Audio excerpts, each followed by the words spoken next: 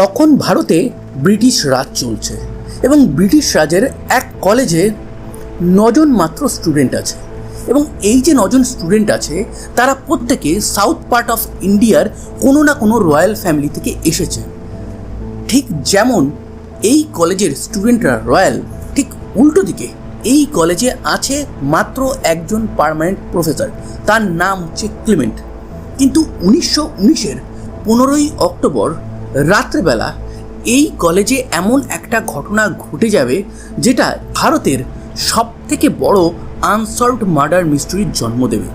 1919-এর 15ই October ঠিক রাত্রেবেলা তখন 9:30 বাজে কলেজের সামনে একটা গাড়ি এসে থামে এবং এই গাড়ির আওয়াজ স্টুডেন্টরা শোনা মাত্রই বুঝতে পারে তাদের খারুস প্রফেসর ক্লিমেন্ট সে বাইরে থেকে পোলো খেলে, ক্যারাম খেলে, নানান রকম অ্যাক্টিভিটি করে কলেজে আবার রিটার্ন করেছে। স্টুডেন্টরা যেখানে যে অবস্থায় ছিল তারা সঙ্গে সঙ্গে সেই অবস্থায় তাদের রুমে যায় এবং পিন ড্রপ সাইলেন্স মেনটেন করে। প্রফেসর ক্লিমেন্ট কলেজের ঢোকে, কলেজের ব্যালকনিতে একদম সিঁড়ির সামনে দাঁড়িয়ে সে সমস্ত স্টুডেন্টদের ডাকে। সমস্ত স্টুডেন্ট 30 সেকেন্ডের মধ্যে ওই সিঁড়ির সাইডে এসে জড়ো হয়। তাদেরকে ক্লিমেন্ট বলে, আজকে সারাদিনে তোমরা কি কি শিখলে, কি কি করলে এক এক করে আমাকে বলো। এক এক করে 9 জন স্টুডেন্ট তারা দিনে কি কি করেছে, কি কি পড়েছে অ্যান্ড নেক্সট ডে তাদের কি কি প্ল্যান আছে সেই সমস্ত কিছু বলে। দেন প্রফেসর ক্লিমেন্ট তাদেরকে অর্ডার দেয়, যে যার রুমে চলে যাও এবং চুপচাপ ঘুমিয়ে পড়ো, আমি যেন কোনো আওয়াজ শুনতে না পারি। ক্লিমেন্ট এমন একজন প্রফেসর ছিল যাকে সবাই খারুস তো বলতো, তার সাথে সাথে তার রাগটাকেও সামলানো স্টুডেন্টদের পক্ষে একটা বড় চ্যালেঞ্জ হয়ে উঠেছিল। ক্লিমেন্ট এবার নিজেও তার রুমে যায়, তার ওয়াইফের সাথে কথা বলে, ডিনার সে বাইরে থেকে করে এসেছিল, সে তার 1 বছরের সন্তানকে দেখে, তাকে একটু কোলে নেয়, দেন নিজেও ঘুমিয়ে পড়ে অ্যান্ড ওয়াইফকেও অর্ডার দেয়, তুমিও ঘুমিয়ে পড়ো, বেশি দেরি করো না। রাতটা শান্ত ছিল, চারিদিকে কোনো আওয়াজ নেই। দূর থেকে কোনো একটা প্যাঁচা নিজের মতন করে ডাকছিল। হঠাৎই সেই সময় প্রফেসর ক্লিমেন্টের ওয়াইফ ডরথির কানে একটা জোরে আওয়াজ আসে, তার ঘুমটা ভেঙে যায়। সে দেখে তার রুমের জানলাটা খোলা, সেখান থেকে হাওয়া আসছে, কিন্তু এটাও বড় ব্যাপার ছিল না। জানলাতে লাগানো যে বড় বড় পর্দা ছিল সেই পর্দাতে দাউ দাউ করে আগুন জ্বলছে। এটা দেখে চিৎকার করে বেড থেকে উঠে পড়ে। সে তার হাজব্যান্ডকে বারবার ডাকতে থাকে, কিন্তু তার হাজব্যান্ড কোনো রকম কোনো আওয়াজ দেয় না। সে গিয়ে তার সন্তানকে কোলে নেয়। সে যখন তার হাজব্যান্ডের একদম কাছে যায়, সে যখন ঘরের যে হেরিকেনটা ভালো মতন জ্বালায়, তখন দেখতে পায় তার হাজব্যান্ড রক্তাক্ত অবস্থায় বিছানায় পড়ে আছে। তার মাথা থেকে রক্ত বেরিয়ে পুরো মেঝেটা রক্তে লাল করে দিয়েছে। এইটা দেখার পর সে সঙ্গে সঙ্গে তার সন্তানকে নিয়ে বাইরে গিয়ে চিৎকার করতে থাকে। চিৎকার শুনে দোতলা থেকে 4 জন স্টুডেন্ট নিচে নেমে আসে। নিচে নেমে এসে তারা পরিস্থিতি বুঝে প্রথমে আগুন নেভায়, দেন পুলিশের কাছেও খবর দেওয়া হয় নিউটন কলেজের প্রফেসর ক্লিমেন্ট মৃত অবস্থায় তার রুমের মধ্যেই পাওয়া গেছে। ব্রিটিশ পুলিশ আসে এবং ব্রিটিশ পুলিশ এসে পুরো রুমটা চেক করার পর বডিটা উদ্ধার করে তারা ময়না তদন্তের জন্য পাঠিয়ে দেয়। কিন্তু এই খুনটা কে করলো, কিভাবে করলো, কে প্রথম উইটনেস, পরপর করে ব্রিটিশ পুলিশ সমস্ত কিছু দেখতে থাকে। তারা প্রথমেই জিজ্ঞাসাবাদ শুরু করে প্রফেসর ক্লিমেন্টের ওয়াইফ ডরথিকে। ডরথি বলে, রাত্রেবেলা 10টা কি 10:30 হবে, সেই সময় প্রফেসর রুমে আসে। রুমে আসার পর আমার সাথে সামান্য কথা বলেই তারপর সে ঘুমিয়ে পড়ে। আমিও খানিকক্ষণের মধ্যেই ঘুমিয়ে পড়ি। তারপর হঠাৎই একটা আওয়াজ পাই, আমার ঘুমটা ভেঙে যায়। আমি দেখি জানলার পাল্লা একটা খোলা, জানলায় যে পর্দা লাগানো ছিল তাতে দাউ দাউ করে আগুন জ্বলছে। এবার কিভাবে, কে আগুন লাগালো, ওই জানলা থেকে কেউ এসেছিল কিনা, এই কোনো কিছুই আমি জানি না। এইদিকে ময়না তদন্তের বেসিক রিপোর্ট এটাই বলছে প্রফেসর ক্লিমেন্ট সেদিন মদ্যপান করেছিল এবং তার মৃত্যু হয়েছে মাথায় গুলি লাগার জন্য। কিন্তু মাথায় এই গুলিটা কে করলো, কোন বন্দুক দিয়েই বা তাকে গুলি করা হলো? প্রথমে পুলিশের কাজ হলো যে সাসপেক্ট খুঁজে বার করা এবং যে অস্ত্র দিয়ে প্রফেসর ক্লিমেন্টকে মারা হয়েছে সেটা খুঁজে বার করা। পরের দিন সকালবেলা ওই কলেজের যে বড় লন এরিয়া আছে সেটা যখন পুলিশ খোঁজ করে, প্রথমে একটা এরিয়াতে তারা একটা বন্দুক পায় এবং সেই বন্দুকের আশেপাশে বেশ 4-5টা গুলি পড়ে থাকতে থাকে।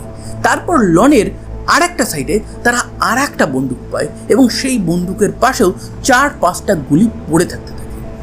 পুলিশ তো প্রথমেই ভাবে যে হয়তো এই দুটো বন্দুক দিয়েই গুলি করা হয়েছে, অথবা এই দুটো বন্দুকের মধ্যে কোনো একটা বন্দুক দিয়ে এই প্রফেসরকে গুলি করা হয়েছে। প্রফেসর ক্লিমেন্টের ওয়াইফকে জিজ্ঞাসাবাদ করছে, তার সাথে সাথে ওই কলেজে পড়া 9 জন স্টুডেন্টকেও জিজ্ঞাসাবাদ করছে। আমি প্রথমেই বলেছি এই কলেজে পড়া প্রত্যেকটা স্টুডেন্টই কোনো না কোনো রয়্যাল ফ্যামিলি থেকে বিলং করত। তো এই স্টুডেন্টের নাম আমরা আজ পর্যন্ত জানি না। এদের প্রত্যেকের নাম তারা যে এরিয়া থেকে এসেছে সেই এরিয়ার উপর বেস করেই রাখা হয়েছিল। আমি সেই হিসাবে পরপর করে এই নামগুলো বলছি। এই নামগুলো মনে রাখা খুব কঠিন হবে, তার কারণ সাউথ ইন্ডিয়ান নাম বা সাউথ ইন্ডিয়ান প্লেসের নামে এদেরকে নামকরণ করা হয়েছিল, সেহেতু এই নামগুলো ভালো করে মনে রাখবেন। তার কারণ এই কেসে যেভাবে কোর্টের মধ্যে এদেরকে এক এক করে জিজ্ঞাসাবাদ করা হবে, আপনারা এটুকুই ভাববেন যে এটা যেন কোনো একটা মুভির স্ক্রিপ্ট আমি আপনাদেরকে শোনাচ্ছি। এই কলেজে 9টা রয়্যাল স্টুডেন্টের নাম হলো সিঙ্গা, কদম, খাল্লি, বেরি, চুন্ডি, পেদমি, সপ্তুর, উরাকাদ সিনিয়র, উরাকাদ জুনিয়র। এরা একই রয়্যাল ফ্যামিলি থেকে বিলং করত। এদের মধ্যে দাদা ভাইয়ের সম্পর্ক ছিল। প্রফেসর ক্লিমেন্টের ওয়াইফ ডরোথি, তাকে যখন জিজ্ঞাসা করা হয় যে আপনি ওই ঘটনা এক্সপিরিয়েন্স করার পর যখন রুম থেকে বেরিয়ে চিৎকার করছিলেন তখন আপনি কি দেখলেন সেটা আপনি পরপর বলুন। তখন ডরোথি বলে যে আমি একটা অদ্ভুত জিনিস দেখলাম। এই 4 জন স্টুডেন্ট উপর থেকে নিচে এসেছিল, তার মধ্যে সিঙ্গা সেও এসেছিল, কিন্তু এই সিঙ্গা সেই সময় কোনো নাইট ড্রেসে ছিল না। একটা মানুষ যখন ঘুমাতে যায় বাইরে যে ড্রেসটা পরে দিনটা কাটিয়েছে সেটা পরে সাধারণত ঘুমায় না, সে ড্রেসটা চেঞ্জ করে। কিন্তু সিঙ্গা সেই সময় একদম প্রিপেয়ার ছিল, যেন সে কোথাও একটা যাবে, এবং তার সাথে সাথে তার ফেসের মধ্যে যেন কোথাও না কোথাও একটা ভয় দেখা যাচ্ছিল। তারপর সে স্টুডেন্টদের মাঝে আর একজনের নাম করে, তার নাম হচ্ছে কদম। সে বলে এই যে কদম আছে তাকে দেখেও আমার কেমন একটা সন্দেহ হয়।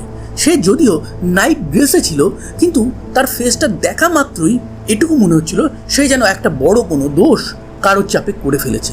এবার এক এক করে 9টা রয়্যাল স্টুডেন্টকে জিজ্ঞাসাবাদ করে। ব্যালিস্টিক রিপোর্টও ততদিনে চলে এসেছে। সমস্ত প্রমাণ এবং বয়ান শুনে পুলিশ ওই কলেজের 9 জন রয়্যাল স্টুডেন্টের মধ্যে 2 জনকে অ্যারেস্ট করে নিয়ে যায়। তাদেরকে অ্যারেস্ট করা হয়, তাদের নাম হচ্ছে সিঙ্গা এবং কদম। এরা দুজনেই রয়্যাল ফ্যামিলি থেকে বিলং করত। এবং এই যে কেসটা আছে যেটা মাদ্রাসের একটা কলেজে ঘটেছে, এই কেসটার হিয়ারিং হবে মুম্বাই হাইকোর্টে। এবার মুম্বাই হাইকোর্টে কেন, এর পিছনেও একটা রহস্য আছে। ঘটনাটা এটুকু বলার পর আপনাদের জানার দরকার যে এই যে প্রফেসর ক্লিমেন্ট আছে সে অ্যাকচুয়ালি কে, তার ওয়াইফ অ্যাকচুয়ালি কি করে, তার সাথে পরিচয় কি করে, তার ফ্যামিলি ব্যাকগ্রাউন্ড কীরকম। ক্লিমেন্ট একটা ভালো ক্রিকেট প্লেয়ার। সে অক্সফোর্ড থেকে পড়াশুনো করেছে, ভারতে আসে 1902 সালে। নানান ক্ষেত্রে সে তার নিজের কর্মদক্ষতার পরিচয় দেয়। তারপরেই সে ওই কলেজের প্রফেসর হয়ে 1918 সালে আসে এবং 1918 সালেই সে ইংল্যান্ডের এক ধনী পরিবারের মেয়ে ডরোথিকে বিয়ে করে। 1919 সালে তার সন্তানও জন্ম নেয়। কলেজের সবথেকে উপরের তলাতে 8 জন স্টুডেন্ট থাকতো এবং নিচের তলাতে একজন স্টুডেন্ট, প্রফেসরের ওয়াইফ এবং তাদের সন্তান থাকতো। আর বাদ বাকি ছিল সমস্ত ওই কলেজের store room, study room, college room. Mumbai হাইকোর্টে যখন এই কেসের ট্রায়াল শুরু হয় তখন সর্বপ্রথম বেরি বলে যে রয়্যাল স্টুডেন্ট ছিল তাকে ডাকা হয়, তাকে জিজ্ঞাসাবাদ শুরু হয় কোর্টের মধ্যেই। আইনজীবী বলে যে আচ্ছা সেই রাতে কি হয়েছিল, তুমি কিছু কি আমাদের সামনে বলতে পারবে? তখন বেরি বলে যে সেই রাতে একটা আওয়াজ এবং তার সাথে সাথে চিৎকার শুনে আমার ঘুম ভেঙে যায়। আমি আমার নাইট ড্রেসেই রুম থেকে যেই না বেরোতে যাচ্ছি আমি দেখি সিঁড়ি থেকে উঠে আসছে সিঙ্গা এবং কদম, তাদের হাতে বন্দুক ছিল। তখন লয়ার বলে যে আচ্ছা ঠিক করে বলো তুমি কি এটাই দেখেছিলে? তখন বেরি বলে যে হ্যাঁ, আমি এটাই দেখেছিলাম। তখন আবার লয়ার বলে, তুমি আরেকটু ভালো করে মাথার উপর জোর দাও, তুমি কি সিঙ্গা আর কাদাম এই দুজনকে ওই রাতে ওই সময়ই দেখেছিলে? আর তুমি কি সেই সময় জাস্ট ঘুম থেকে উঠেই দরজার সামনে এসে দাঁড়িয়েছিলে? তখন বেরি আর একটু ভেবে বলে যে হ্যাঁ, এইটাই সিচুয়েশন ছিল। তখন লয়ার মহামান্য জাজের সামনে বলে, মহামান্য জাজ, এই যে উইটনেস আছে একে আমরা কোনো মতেই বিশ্বাস করতে পারি না, এ হয়তো ভুল বলছে, এ হয়তো অ্যাজিউম করছে। তখন মহামান্য জাজ বলে যে কেন আপনি এরকম মনে করছেন? তখন লয়ার রিচমন্ড বলে যে একটা জিনিস আপনারা ভালো করে লক্ষ্য করুন, আমাদের উইটনেস বেরি সে চশমা পরে আছে এবং সে চশমা ছাড়া কিছুই দেখতে পায় না, কিন্তু সেই রাতে সে একটা চিৎকার এবং আওয়াজ শুনে যখন বেড থেকে উঠেছিল তখন কিন্তু সে চশমা পরেছিল না। একটা মানুষ চশমা খুলেই ঘুমাতে যায় এবং সেই সময় হঠাৎ করেই এত কিছু হয়ে গেছিলো সে চশমা পরার টাইম পায়নি। সে যদি চশমা পরে নাই বেরোয় তাহলে সিঁড়ি থেকে যে দুজনকে উঠতে দেখেছিল তারা অ্যাকচুয়ালি সিঙ্গা আর কাদাম, সে কনফার্ম করে কি করে বলতে পারে? তখন জাজ বলে হ্যাঁ, এই যুক্তি একদম ঠিক।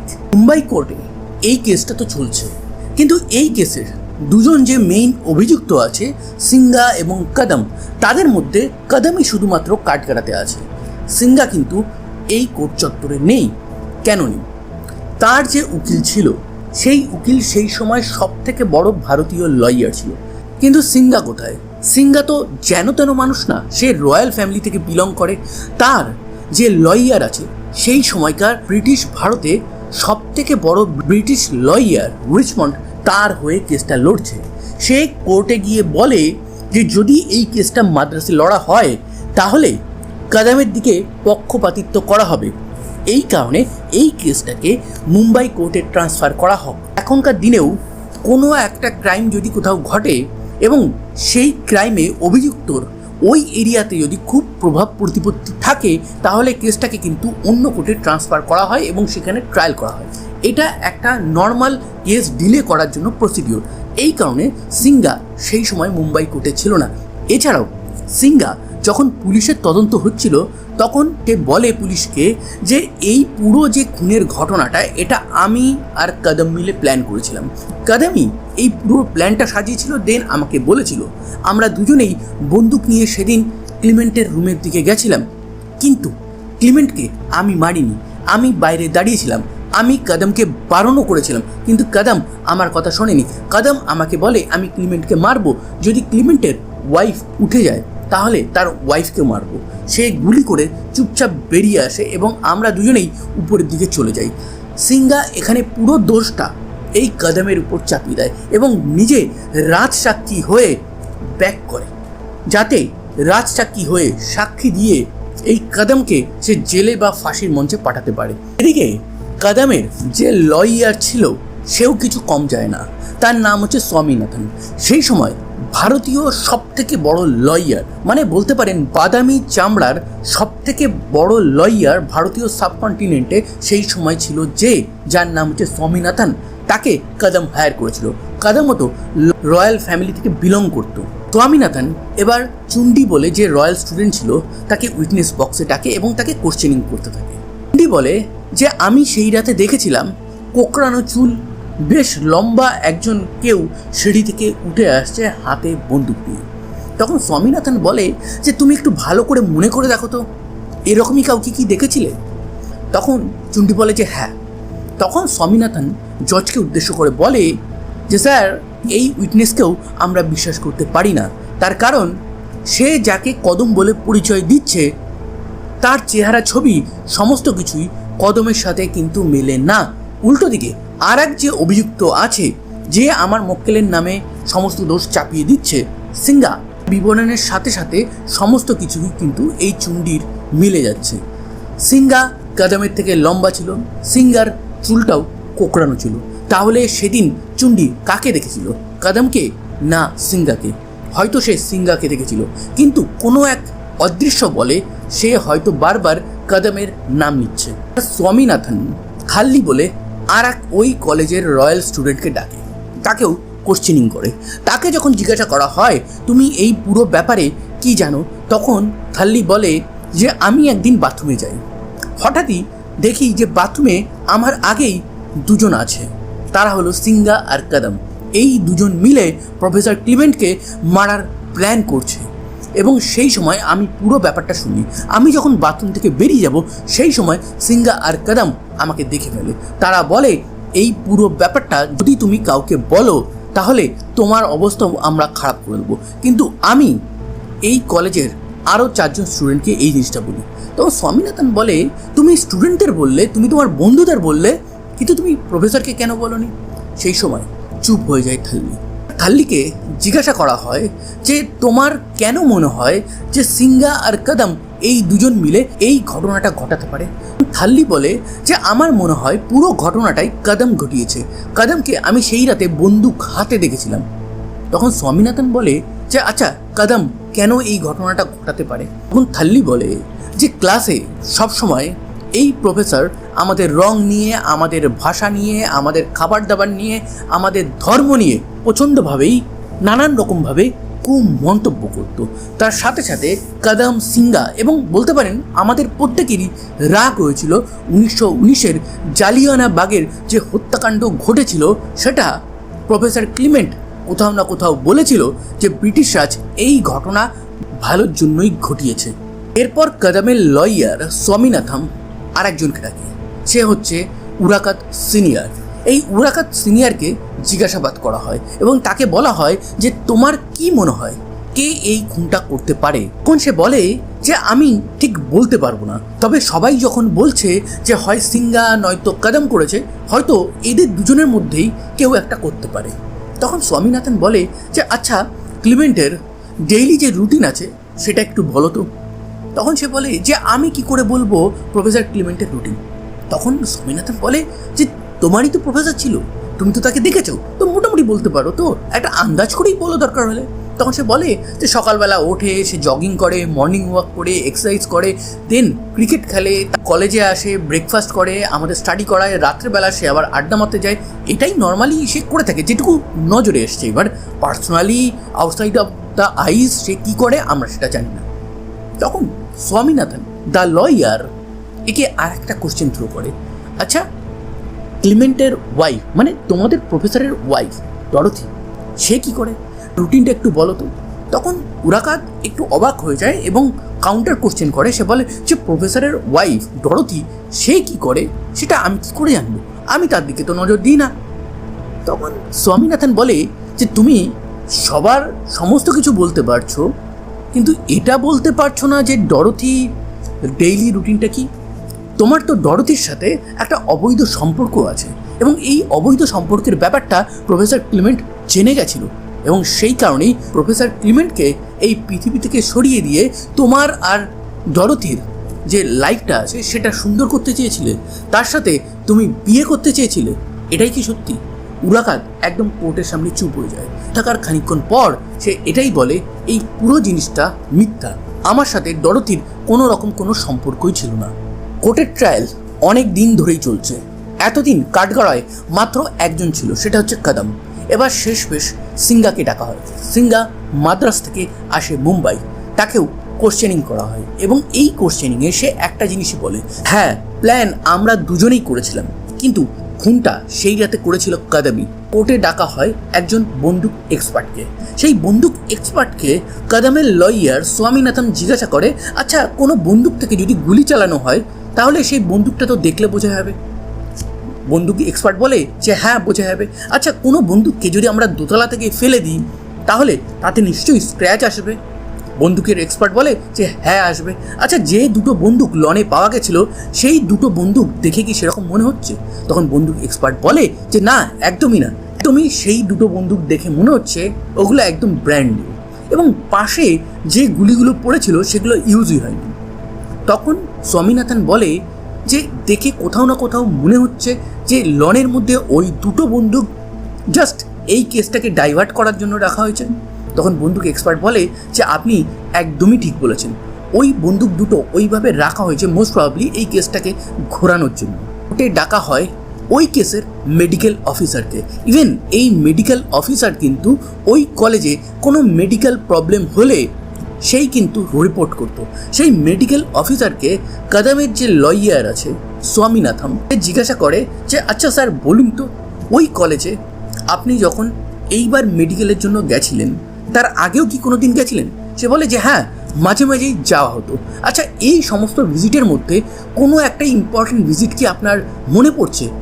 তখন সে একটু ভেবে বলে যে হ্যাঁ, ওই কলেজে আমি 9 মাস আগে গেছিলাম, কিন্তু সেইবার নর্মাল কোনো মেডিকেল কারণে আমি যাইনি। সেইবার আমাকে প্রফেসর ক্লিমেন্ট আমাকে স্পেশালি ডেকেছিল। একজন স্টুডেন্টকে আমার দেখা ছিল, সেই স্টুডেন্টের হাত কাঁপতো, এই কারণে সে যখনই গুলি চালাতো তখনই তার নিশানা চুকে যেত। প্রফেসর ক্লেমেন্ট এই জিনিসটা দেখে ভেবেছিল সেই স্টুডেন্ট ইচ্ছা করে এটা করছিল, কিন্তু আমাকে যখন ডাকা হয়, আমি যখন চেক করি তখন দেখি যে সেই স্টুডেন্টের এই প্রবলেমটা ছিল। তখন স্বামীনাথন জিজ্ঞাসা করে যে সেই স্টুডেন্টটাকে। তখন সেই মেডিকেল রিপোর্ট দেখে বলে সেই স্টুডেন্টের নাম হচ্ছে কদম। তখন কদমের লয়ার স্বামীনাথন জাজের সামনে বলে যে স্টুডেন্টের হাত কাঁপে সে কি করে অন্ধকারের মধ্যে গুলি করতে পারে? এটাও তো একটা পয়েন্ট টু বি নোটেড হবে না? লয়ার স্বামীনাথন এবার বলে কেসের সব থেকে বড় অভিযুক্ত সে তো ভারতেই নেই, সে তো এই ঘটনার পরেই এই কেসের ব্যাপারে কি হলো না হলো সেটার খোঁজ না নিয়ে সোজা ইংল্যান্ডে চলে গেছে। সে বলছিল ক্লিমেন্টের ওয়াইফ ডরথির কথা। এই ডরথি ওই কলেজের 9টা রয়্যাল স্টুডেন্টের মধ্যে 3 জনের সাথে অবৈধ সম্পর্ক ছিল। ক্লিমেন্টের হত্যার পর ডরথি কয়েকদিন ভারতে থাকে, দেন সে তার শরীর খারাপের অজুহাত দিয়ে ইংল্যান্ডে ফেরত যায় এবং ইংল্যান্ডে গিয়ে সে কয়েকদিনের মধ্যেই আবার বিয়ে করে এবং সে তার সন্তানকে নিয়ে পার্মানেন্টলি সাউথ আফ্রিকা চলে যায়। এখানে ক্লিমেন্টের রুমে কোনো ফোর্স এন্ট্রি ছিল না। যে বন্দুক দিয়ে ক্লিমেন্টকে মারা হয়েছিল সেটা স্কুলেরই বন্দুক ছিল। সেই সময় স্কুলে বন্দুক কেন থাকতো? অ্যাকচুয়ালি এই রয়্যাল স্টুডেন্টদের শুটিং শেখানোর জন্য। তার মধ্যেই একটা বন্দুক দিয়ে এই প্রফেসরকে গুলি করা হয়েছিল। বন্দুকগুলো রাখা থাকতো ফার্স্ট ফ্লোরে প্রফেসরের পাশের রুমে, স্টক রুমে, এবং সেই স্টক রুমের পাশেই আর একটা রুম ছিল। এই কলেজের 9টা রয়্যাল স্টুডেন্টের মধ্যে 8 জন থাকতো উপরে এবং 1 জন থাকতো নিচে। যে নিচে থাকতো তার নাম হচ্ছে কদম। এই কেসটা আরও কয়েক মাস মুম্বাই হাইকোর্টে চলে। দেন এই কেসটা অন্য কোর্টেও মুভ হয়। ট্রায়ালের রেজাল্ট হিসেবে কাউকেই এই কেসে দোষী করা যায়নি। তো এই কেসটা টিল নাও আনসলভড আছে। আপনাদের কি মনে হয় কে প্রফেসর ক্লিমেন্টকে খুন করেছিল? প্রফেসর ক্লিমেন্টকে তার ওয়াইফ ডরথি কি খুন করেছিল? ডরথি কেন এইভাবে পালালো? ডরথির পাশে শুয়ে থাকা তার হাজব্যান্ডকে গুলি করা হলো, সে একটু বুঝতে পারলো না? সে এতটাই কি বোকা বা শুনতে পায়নি? উল্টো দিকে সিঙ্গা সে বলছে কদম মেরেছে। কদমই কি তাহলে মারলো? কদম তো নিচের তলায় থাকতো, তার কাছে বন্দুকের অ্যাক্সেসটা বেশি ছিল। ওদিকে প্রত্যেকটা প্রত্যক্ষদর্শী একজন এক এক রকম এক এক কথা বলেছিল। তো এই কেসে কে খুনি আপনাদের কি মনে হয় সেটা আপনারা কমেন্ট বক্সে অবশ্যই জানান।